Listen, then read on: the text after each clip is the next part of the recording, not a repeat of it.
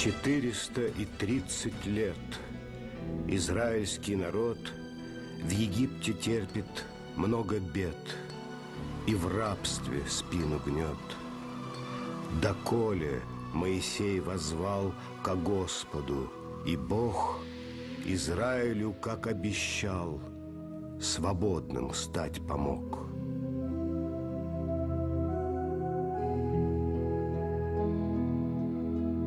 И вот, взяв брата, Моисей приходит ко двору.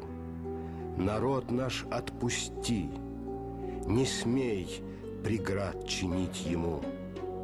И засмеялся фараон, и даже с трона слез. Брат Моисея, Аарон, вдруг озимь бросил жезл.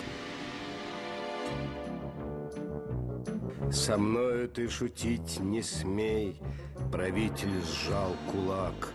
«Не страшен мне твой жезл, змей, мы тоже можем так». И чародеи поскорей за колдовство взялись, их жезлы превратились в змей, по полу расползлись. Жезл Ааронов поглотил ползущих гадов вмиг. Бог чародеев посрамил, прославил слуг своих.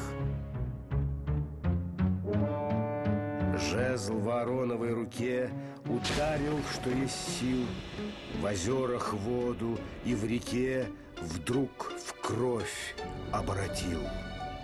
Остановись же, фараон, наш отпусти народ. Господь все видит, это Он Египту казни шлет. Вот скачут жабы, мошкара висит, как грязный дождь. Ты тучи пёсьих мух с утра увидишь, злобный вождь. И язва поразит твой скот, все так же ты силен. Град разрушительный идет, смиряйся, фараон. Промчатся тучи саранчи, покроют землю стон. О, фараон, теперь молчи о том, что ты силен.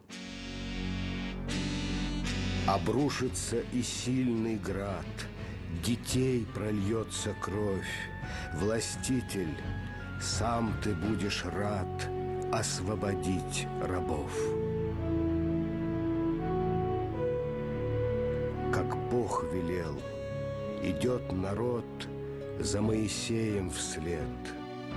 И это Пасха, переход из рабства в жизнь и свет.